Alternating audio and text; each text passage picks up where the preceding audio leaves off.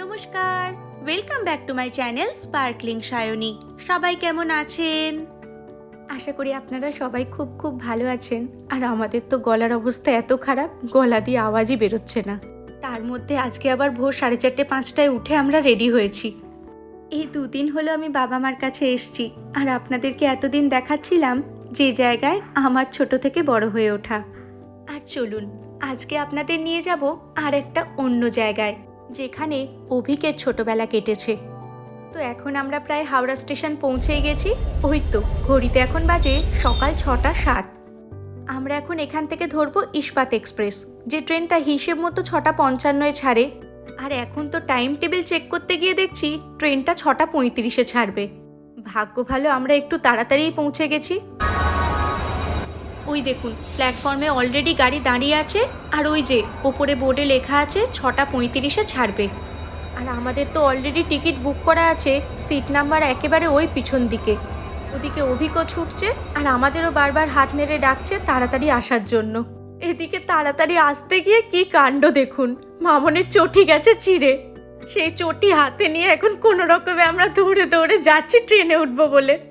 এই কদিন আগেই মনে আছে বিয়ে বাড়িতে বাসে ওঠার আগেই আমার চটি ছিঁড়ে গেছিল, আর আজকে আবার ট্রেনে ওঠার আগে মামনের চটি গেল ছিঁড়ে। জুতো ছিঁড়ে হাতে, আমার বিয়ে বাড়ির মতন অবস্থা। সেই বিয়ে বাড়িতে তো তাও আমি তখন দিদার জুতো পরে রিসেপশনটা কাটিয়েছিলাম, কিন্তু এখন এখানে আর জুতো কোথায় পাওয়া যাবে, তাই জুতো হাতে নিয়েই বসে আছি স্টেশনে। বাপি অলরেডি এখানে একটা অটো বুক করে রেখেছে, আর সেই অটোটার অপেক্ষাতেই আমরা এখন সবাই বসে আছি। এটা করে এসেছিলে তুমি? চলে গেল চলে গেল। তো হাওড়া থেকে আমরা এখন ট্রেনে করে চলে এলাম রাখামাইন স্টেশনে। এখানেই জাদুগোড়া নামে একটি গ্রামে অভিকের ছোট থেকে বড় হয়ে ওঠা। ওই যে অটো এসে গেছে, চলুন তাহলে অটোয় যেতে যেতে আপনাদেরকে বাকি কথাগুলো বলি। অটোতেও বসে গেছে। অটোতে চেপে কি মজা দেখেছেন, মাথা নাড়াতে নাড়াতে চলেছে একদম। হ্যাঁ, তো এবার আপনাদেরকে বলি আজকে আমাদের যে কারণে এখানে আসা। জাদুগোড়ার নাম তো আপনাদের আগেই বললাম, আর যে নামের শুরুতেই জাদু, সেই গ্রামটাও কিন্তু সত্যি একদম রূপকথার মতো। বিয়ের পরপরই আমার প্রথম এই গ্রামে আসা। যদিও আমি খুব বেশি দিন এখানে থাকিনি, কিন্তু অভিকের ছোটবেলা, স্কুল, বড় হয়ে ওঠা সমস্তটা জুড়েই রয়েছে এই গ্রাম জাদুগোড়া। আর এই গ্রামেই আছে রুঙ্কিনী মায়ের মন্দির। আর আজকে আমরা এসছি সেই মন্দিরেই পুজো দিতে। এর আগে আমরা তো অনেকবারই এসছি এখানে, আর মায়ের মন্দিরে পুজোও দিয়েছি। তবে আজকে এখানে আসার পিছনে একমাত্র কারণ হলো আমাদের এই ছোট্ট রনি। ওর দাদু ঠাম্মা রুঙ্কিনী মায়ের কাছে ওর নামে মানত করেছিল, আর সেই মানত পূর্ণ হওয়ার জন্যই আজ আমাদের এখানে আসা। তার আগে দাঁড়ান, এই ছেঁড়া জুতোটার একটা ব্যবস্থা করা যাক। বাজারের মধ্যে দিয়েই যেহেতু মন্দিরে যেতে হয়, আর মন্দিরে যেহেতু আমরা খালি পায়ে যাব, তাই বাজারে জুতোটা সারাতে দিয়ে আমরা চলে এলাম এখন মন্দিরে। এর আগে অবশ্য দাদু ঠাম্মা একাই এসে পুজো দিয়ে গেছে, কিন্তু যার নামে পুজো দেবে সেই তো এতদিন এখানে ছিল না, তাই আজ একেবারে রনিকে নিয়ে হাজির হয়েছে এখানে। তো চলুন এবার এখানে পুজো দেওয়ার নিয়মকানুনগুলো আপনাদেরকে একটু বলে রাখি। প্রথমে এই যে সামনেই মা রঙ্কিনীর প্রসাদ দোকান আছে, সেখান থেকে আপনারা যেরকম পুজো দিতে চান সেরকম থালা নিতে হবে। লাড্ডু আছে, কি আছে, সন্দেশ আছে, সব দেওয়া আছে এখানে। কি সন্দেশ দেওয়া আছে? পেড়া পেড়া দিয়েছে, লাড্ডু দিয়েছে। তো এখানে পুজো দেওয়ার প্রধান উপকরণ হলো এই নারকেল। আর এখান থেকে আপনাদের যেরকম যেরকম প্রয়োজন আপনারা বললেই এই ডালার মধ্যে আপনাদের দিয়ে দেবে। এরপরে এই গোটা নারকেলটা নিয়ে আপনাদেরকে যেতে হবে এই পাশের কাউন্টারটায়।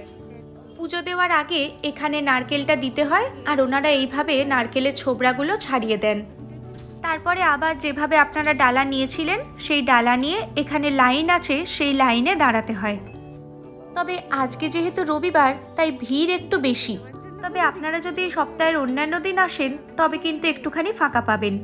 আর এখানে ছেলে আর মেয়েদের আলাদা লাইন হয়, একদিকে মেয়েদের লাইন হয় আর ওই যে উল্টো দিকে ওদিকে ছেলেদের লাইন। এদিকে মেয়েদের লাইনে আমি আর মামনি দাঁড়িয়েছি, আর ওদিকে ছেলেদের লাইনে অভিক আর বাপি দাঁড়িয়েছে। তবে ওরা বলল ছেলেদের লাইনটা অনেকটাই ছোট আছে, তাই ওদেরই মনে হচ্ছে আগে হয়ে যাবে। সেই কারণে আমরা আর লাইনে না দাঁড়িয়ে এখন এদিকে বেরিয়ে এসছি। কি ভিড় হয়েছে দেখছেন? আজকে রবিবার বলে একটু বেশি ভিড় হয়েছে, তবে অন্যান্য দিনও কিন্তু ভিড় থাকে। আর ওই দেখুন উপরে অতগুলো ঘন্টা টাঙানো আছে, ও অমনি চলে গেছে ঘন্টা বাজাতে। আমি চৌকো দিয়েছি ঠাকুরকে, ঠাকুরকে চৌকো দিয়েছি, সব দেওয়া। এটা হলো সোনার টিপ। এবারে পুজো দেওয়ার জন্য এই টিপটা বানিয়ে এনেছে।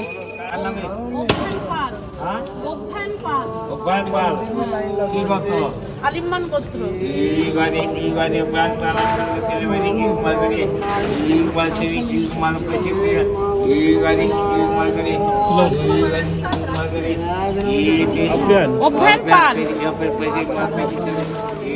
পুজো হয়ে যাবার পর যদি আপনাদের মাকে কিছু দেওয়ার থাকে সেটা ওনারা মাকে পরিয়ে দেন।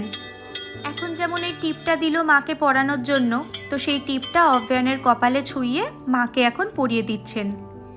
আর এই যে আশেপাশে এতগুলো চোখ মুকুট এইসব দেখছেন, এই সমস্তই কোনো না কোনো ভক্তের দেওয়া।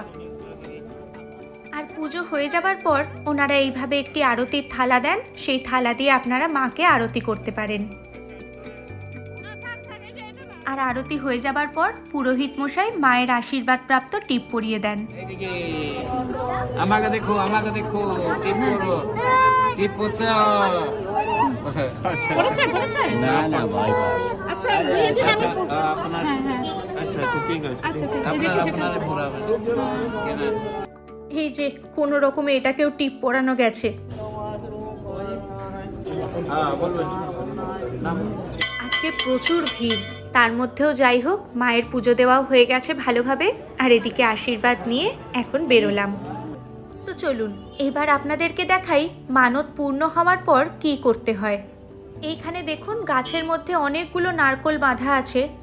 যে যখন মায়ের কাছে মানত করতে আসেন তখন একটি নারকোলকে এইভাবে লাল কাপড় জড়িয়ে গাছের মধ্যে বেঁধে দেন।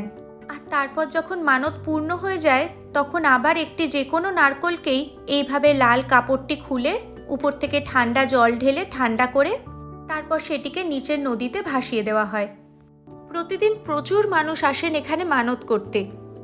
আর যখন মানত পূর্ণ হয়ে যায় তখন এইভাবেই যে কোনো একটি নারকেলকে নিয়ে তার উপর থেকে ওই লাল কাপড়টি খুলে পাশেই একটি জায়গায় জল রাখা থাকে, সেখান থেকে ঘটি করে জল নিয়ে এইভাবে আগে ঠান্ডা করতে হয়।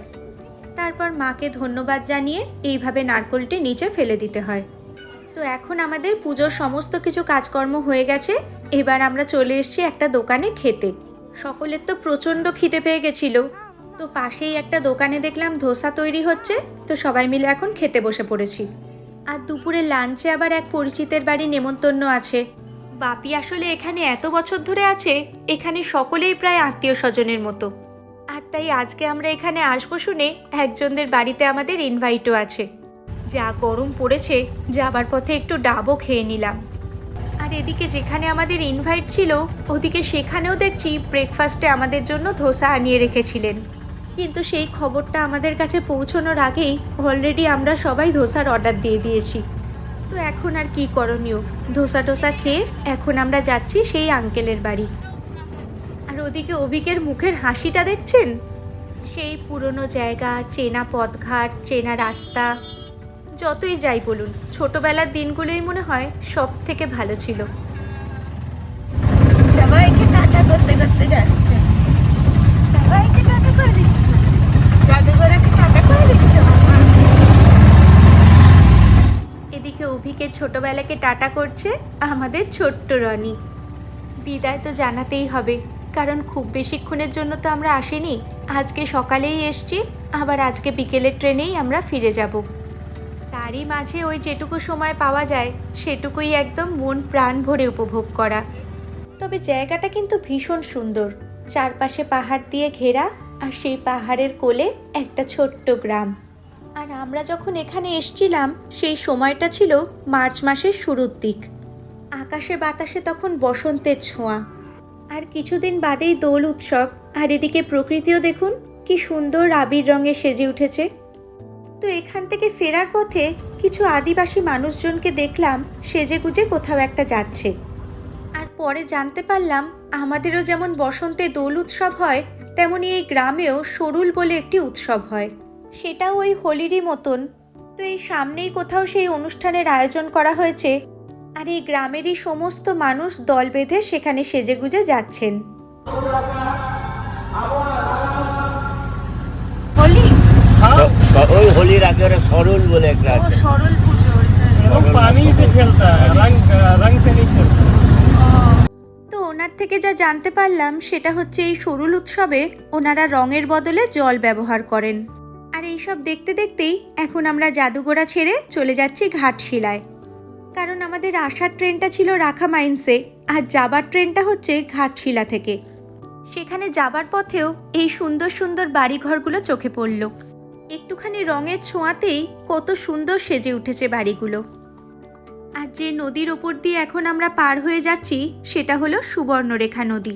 ঘাটশিলা বেড়াতে এসে হয়তো এই নদী আপনারা অনেকেই দেখে থাকবেন, তবে এখন আপনাদের একটা অন্য জিনিস দেখাই।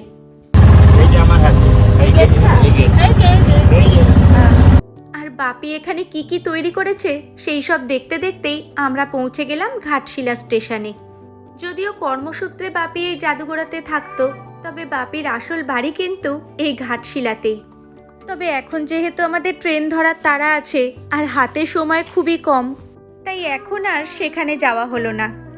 চলুন তাহলে এবার ঘাটশিলা স্টেশনে ঢুকে ট্রেনের অপেক্ষায় থাকি। না, একটু আধটু অপেক্ষা নয়, বেশ অনেকক্ষণ অপেক্ষা করিয়ে অবশেষে এই ট্রেনটি আমাদের দেখা দিলেন। আর আমরাও দীর্ঘ অপেক্ষার পর এসে পৌঁছলাম এই হাওড়া স্টেশনে। আর নেমেই দেখতে পেলাম ডান দিকের এই দেওয়ালগুলোয় কি সুন্দর ডিজাইন করা দেখুন। যদিও বহু বছর পর এই ট্রেনে যাতায়াত করলাম। আর এদিকে ডান দিকে এগুলো কি বলুন তো? লাইন দিয়ে এখানে জলের বোতল রাখা আছে। ট্রেনে যে জলের বোতলগুলো বিক্রি হয় সেগুলোই এখানে রাখা আছে। উফ, ট্রেনটা যা দেরি করে দিল। চলুন এবার আমরাও বাড়ি গিয়ে একটু জল টল খাই। সেই ভোর 6টার সময় পৌঁছেছিলাম এই হাওড়া স্টেশনে, আর এখন বাজে রাত 9:30। ওদিকে রনিরও মনে হচ্ছে ঘুম পেয়ে গেছে, বড় বড় হাই তুলছে। ভোরবেলা থেকে উঠে আমরাও প্রচণ্ড টায়ার্ড। চলুন এবার বাড়ির পথে পা বাড়াই। হাওড়া স্টেশনকে বাই বাই জানিয়ে ভিডিওটা আজকের মতন এখানেই শেষ করছি। সবাই ভালো থাকবেন, সুস্থ থাকবেন। আর যদি ভিডিওটা ভালো লেগে থাকে তাহলে please like, comment, share, subscribe করতে ভুলবেন না। আর আমার ফেসবুক আর ইনস্টাগ্রামের লিঙ্ক দেওয়া আছে নিচের ডেসক্রিপশন বক্সে। দেখা হচ্ছে খুব শীঘ্রই পরের একটা ভিডিওতে। তাহলে আজকের মতন টাটা।